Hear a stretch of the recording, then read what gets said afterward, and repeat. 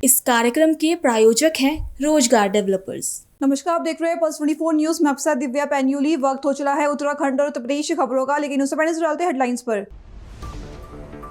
देहरादून में Uttarakhand youth boxing प्रतियोगिता 2026 का हुआ भव्य समापन। खेल मंत्री रेखा आर्या ने ट्रॉफी और मेडल देकर खिलाड़ियों को किया सम्मानित। 13 जनपदों की टीमें प्रतियोगिता में हुई शामिल।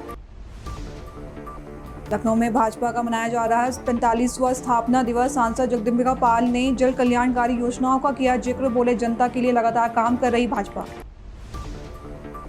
गाजियाबाद में महर्षि कश्यप जयंती समारोह में जुटी भारी भीड़। रामलीला मैदान में हुआ भव्य आयोजन। डिप्टी सीएम ने विपक्ष पर भी साधा निशाना।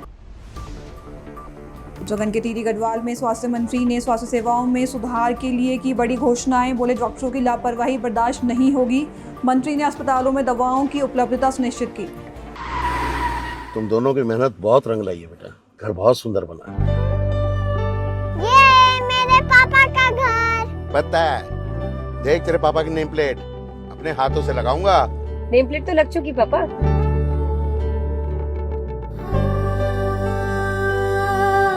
असल मेहनत तो आपने किया पापा, मुझे इस काबिल बनाने के लिए। वो जिंदगी भर किराए के मकान में रहे, लेकिन आज ये घर मेरा नहीं, ये है मेरे पापा का घर।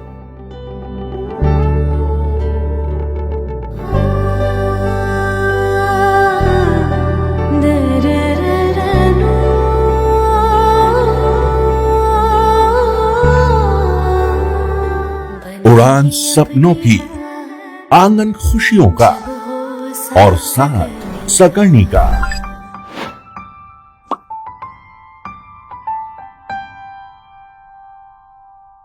साठ वर्षों से आपके साथ मनोरंजन और संस्कार का संगम, जाह्नवी मैगजीन। आइए अब देखते हैं खबरें विस्तार से। राजधानी देहरादून में उत्तराखंड यूथ महिला एवं पुरुष बॉक्सिंग प्रतियोगिता 2026 में बालिका वर्ग की प्रतियोगिता में पिथौरागढ़ की टीम ओवरऑल चैंपियन बनी। प्रतियोगिता का भव्य समापन रविवार को योगस्थली खेल परिसर के मल्टीपर्पज हॉल में हुआ, जहां विजेता खिलाड़ियों और टीमों को खेल मंत्री रेखा आर्या ने ट्रॉफी और मेडल देकर सम्मानित किया। बता दें, प्रतियोगिता में सभी 13 जनपदों की टीमों ने भाग लिया।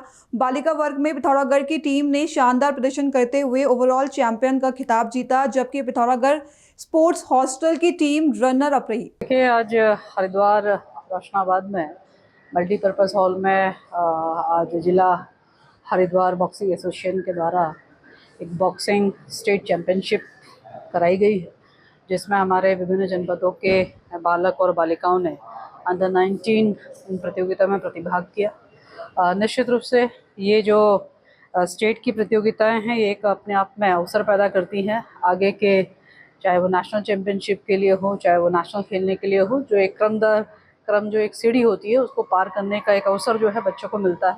मैं बॉक्सिंग एसोसिएशन हरिद्वार को बहुत बधाई देती हूँ कि इस प्रकार के अवसरों को अपने ही प्रदेश में कहीं ना कहीं इसका आयोजन करते हुए बच्चों को अवसर देते हैं, लड़कियों को अवसर देते हैं। शानदार प्रदर्शन आज देखने को भी मिला, और हम यही मानते हैं कि आने वाले समय में जो है हमारी यही बालक और यही बालिकाएं जो है वो नेशनल चैम्पियनशिप में हो या राष्ट्रीय खेलों में हो या राष्ट्रमंडल खेलों में हो, अपने राज्य का नाम रोशन करने का काम करेंगे। और निश्चित रूप से अब तो एथलीट का भी और खेलों का भी भविष्य बहुत उज्जवल है।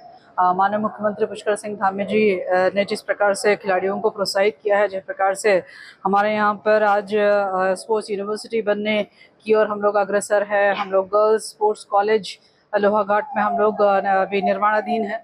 मुझे लगता है कि खेल के क्षेत्र में उत्तराखंड का भविष्य बहुत शानदार होने जा रहा है। हमारे यहाँ हर घर से एक एथलीट, मैं मानती हूँ कि आने वाले समय में निकलेंगे, और निश्चित रूप से ये देवभूमि जो है वो खेल भूमि के रूप में प्रतिष्ठित होगी। खबर लखनऊ से है, जहां भाजपा ने अपना 45वां स्थापना दिवस मनाया। इस मौके पर सांसद जगदम्बिका पाल ने पार्टी की उपलब्धियों और सरकार की जन कल्याणकारी योजनाओं का उल्लेख किया। आइए जानते हैं उन्होंने क्या कहा। उन्होंने बताया कि जिनके पास घर नहीं था, उन्हें प्रधानमंत्री आवास योजना के तहत घर दिए जा रहे हैं। जिनके पास गैस कनेक्शन नहीं था, उन्हें मुफ्त गैस प्रदान की जा रही है। जिनके घर में शौचालय नहीं थे, वहां शौचालय बनाए जा रहे हैं। इसलिए कि आज भारतीय जनता पार्टी का 45वां स्थापना दिवस है। जिस पार्टी ने 1984 में जहां 2 सीट लोकसभा में थी, आज 240 सीटें हैं। इसलिए कि भारतीय जनता पार्टी जब अप्रैल 1980 को इसका गठन हुआ, तो ये पंडित दीनदयाल उपाध्याय के उस एकात्म मानववाद की इस पार्टी का सिद्धांत होगा कि अगर हम सरकार में हैं तो हमारा जो अंतिम छोर पे बैठा हुआ व्यक्ति है, जो गरीब खेत के मुड़े पे, उसके चेहरे पे मुस्कान लाना। आज उसी पंडित दीनदयाल उपाध्याय के उस सूत्र को आज हमारी सरकार के नरेंद्र मोदी जी सबका साथ, सबका विकास, सबका विश्वास लेके चल रहे हैं, और जिसका परिणाम है कि आज जिसके सर पे छत नहीं उसको प्रधानमंत्री आवास, जिसके घर में शौचालय नहीं शौचालय, उज्ज्वला में गैस का चूल्हा, सौभाग्य में बिजली का कनेक्शन, प्रधानमंत्री किसान सम्मान निधि में 6,000, आयुष्मान में 5 लाख के मेडिकल कवरअप। और उसी का परिणाम कि आज भारतीय जनता पार्टी, जब हम 45वें स्थापना दिवस पे खड़े हैं उत्तर प्रदेश की राजधानी लखनऊ में, तो आज 18 करोड़ सदस्य हैं। विश्व में कोई ऐसी पार्टी, राजनीतिक पार्टी नहीं जिसके 18 करोड़ सदस्य। इससे साफ है कि जो पार्टी का सिद्धांत है एकात्म मानववाद का, जो सनातन का, जो अपने सिद्धांतों का, उस पर आज देश की जनता का विश्वास है। और यह स्थापना दिवस हमारे लिए भविष्य का संकल्प है। भविष्य का संकल्प क्या है कि नरेंद्र मोदी जी ने विकसित भारत बनाने का जो 2047 का संकल्प लिया है, जहां हम एक तरफ खड़े हुए हैं।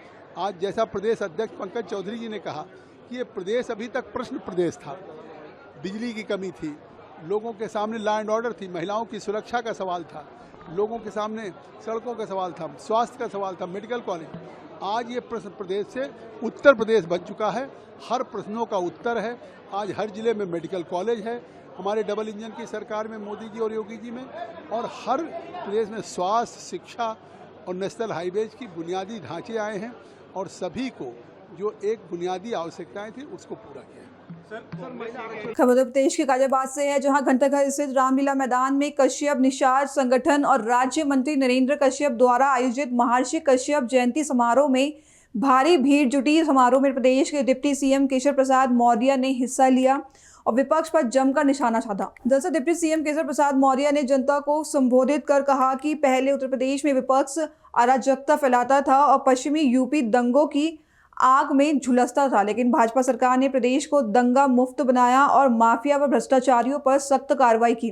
उन्होंने प्रधानमंत्री नरेंद्र मोदी के नारे सबका साथ सबका विकास का जिक्र करते हुए बताया कि गरीबों को प्रधानमंत्री आवास योजना के तहत घर मिल रहे हैं और बिजली हर घर तक पहुंची है। मौर्य ने 2027 के विधानसभा चुनाव में भाजपा 327 सीटों के साथ सरकार बनाने का दावा किया। और रामलला की मूर्ति लगा करके सैफई में अगर ये सोचते हो कि राम भक्त तुम्हें माफ कर देगा, तो मैं गाजियाबाद की धरती से कहना चाहता हूँ, श्री अखिलेश यादव जी, राम भक्त आपको कभी माफ नहीं कर सकता। कर सकते हो क्या माफ? दोनों हाथ में बताओ, कर सकते हो क्या माफ? मैंने उनसे ये जरूर कहा कि अगर आप सच्चे हिंदुओं के हितैषी हो, सच्चे मंदिर के समर्थक हो, तो अभी दो काम बाकी है। माननीय न्यायालय में विचाराधीन है, एक काशी में बाबा विश्वनाथ के मंदिर को तोड़ करके विदेशी आक्रमणकारियों ने जो मस्जिद बनाई है वो अभी खड़ी है, और भगवान श्री कृष्ण की जन्मभूमि मथुरा में जन्मभूमि को तोड़ करके जो ईदगाह बनाई है वो अभी खड़ी है।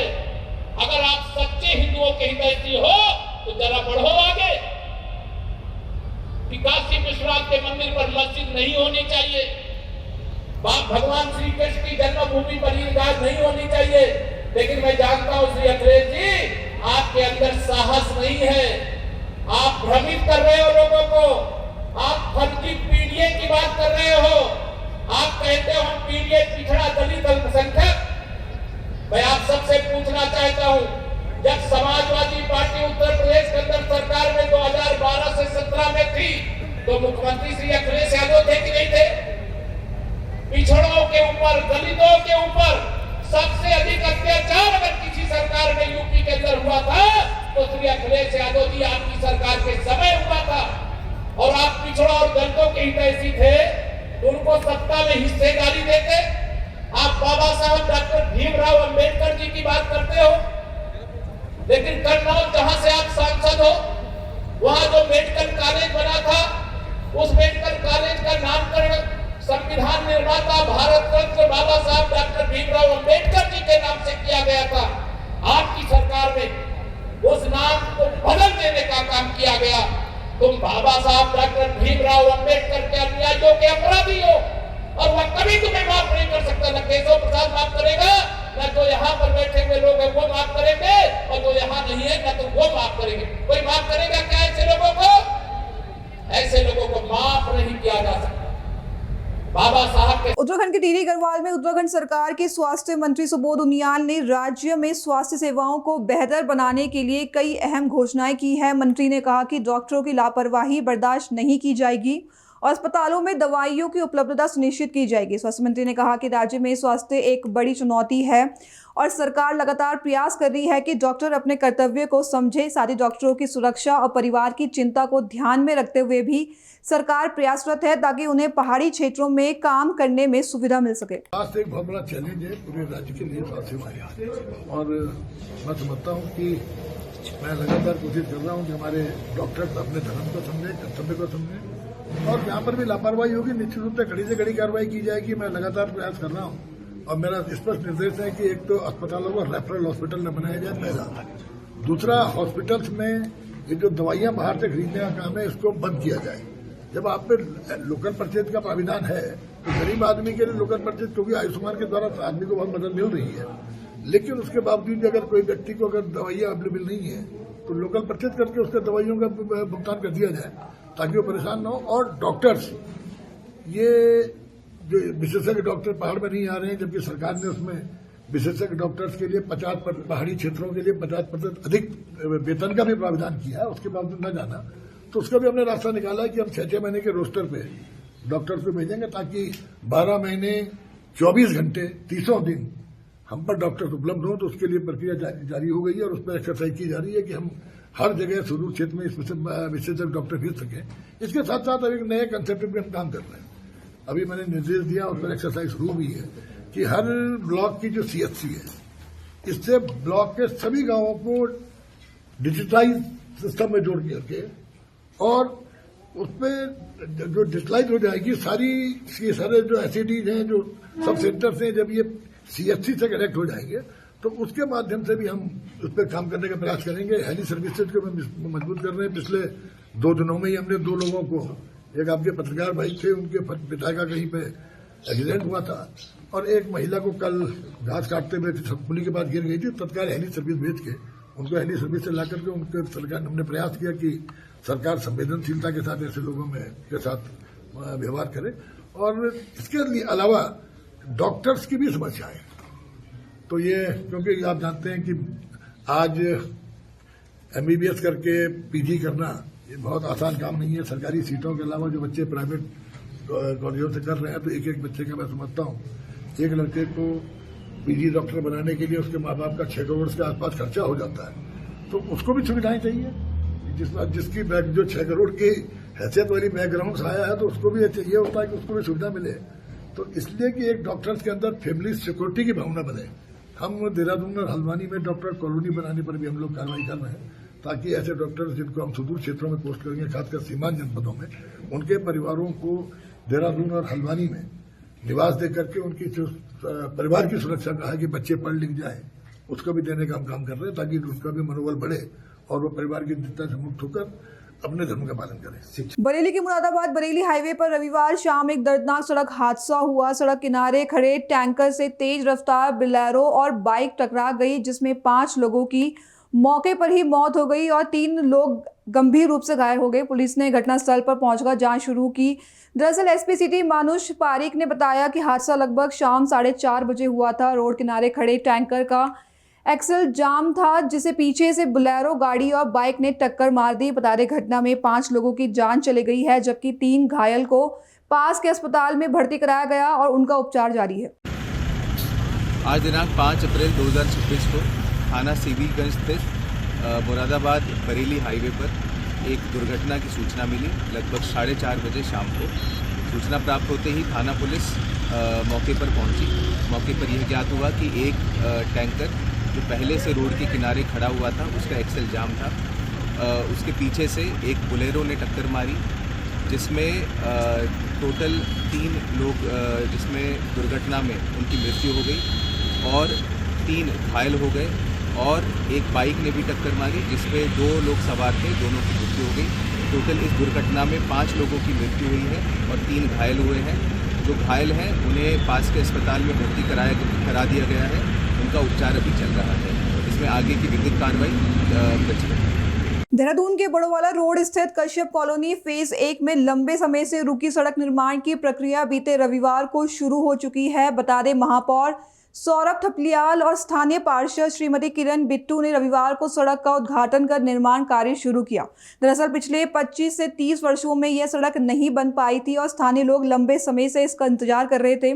बता दें, इस अवसर पर पूर्व प्रधान शिवालिक मंडल के राजेश कुमार मंडल और हरिओम यादव सहित अन्य स्थानीय लोग भी मौजूद रहे। यह सड़क क्षेत्र के लोगों के लिए आवागमन और सुरक्षा की दृष्टि से बेहद महत्वपूर्ण मानी जा रही है। वहीं स्थानीय प्रशासन ने आश्वासन दिया कि निर्माण कार्य जल्दी पूरा किया जाएगा ताकि जनता को राहत मिल सके। देखिए, देहरादून से हमारे संवाददाता तेजेंद्र सिंह की यह रिपोर्ट। जय श्री राम आप सभी को।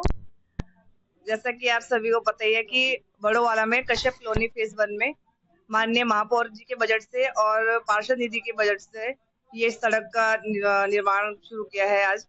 तो ये काफी समय से सड़क नहीं बनी थी, इसमें आने जाने में बहुत ही समस्याएं हो रही थी यहाँ के लोगों को भी। और सेवली जो एक हमारा यहाँ पे एरिया है तो उसमें भी काफी लोग आवाजाही करते हैं, तो सबको बहुत प्रॉब्लम होती थी यहाँ से आने में। तो अब ये इस रोड का हमारे माननीय महापौर जी के बजट से और पार्षद निधि के में से हमारी इस सड़क का निर्माण आज किया है। तो मैं आप सभी का बहुत बहुत धन्यवाद करती हूँ कि हमारी भारतीय जनता पार्टी अपने हर क्षेत्र में बहुत ही विकास के कार्य कर रही है। और जैसा कि हम सभी जानते हैं कि भारतीय जनता पार्टी का मूल मंत्र है सबका साथ सबका विकास। विकास का मूल मंत्र लेकर ही हम क्षेत्र में अपने जनता में कार्य कर रहे हैं। और माननीय विधायक जी का भी हम बहुत बहुत धन्यवाद करते हैं कि वो भी अपने अथक प्रयासों से अपने क्षेत्र में बहुत ही निरंतर कार्य कर रहे हैं।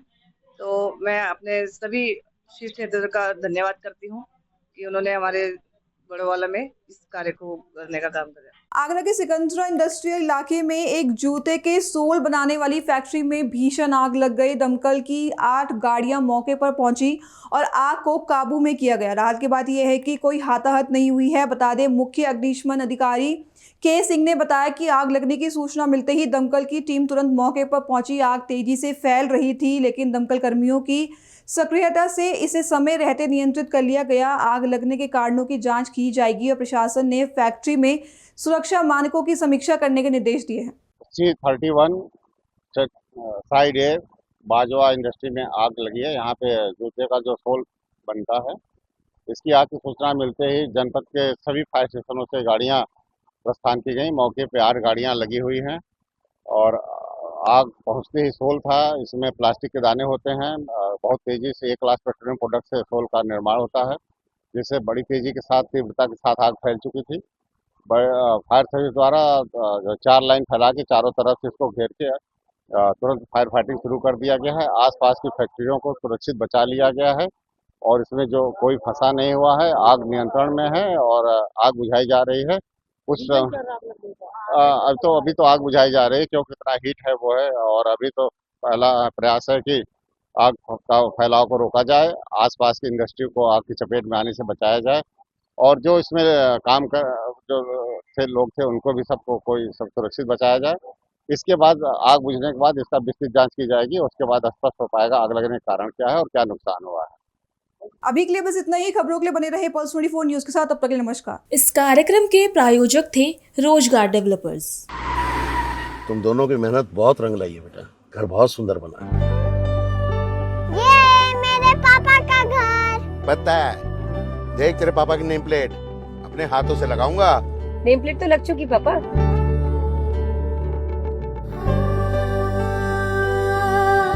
असल मेहनत तो आपने की है पापा, मुझे इस काबिल बनाने के लिए। वो जिंदगी भर किराए के मकान में रहे, लेकिन आज ये घर मेरा नहीं, ये है मेरे पापा का घर।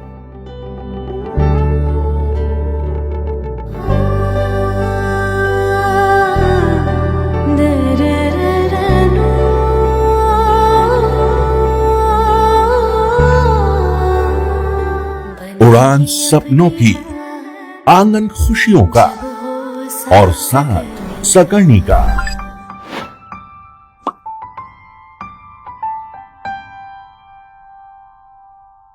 60 वर्षों से आपके साथ मनोरंजन और संस्कार का संगम, जाह्नवी मैगजीन।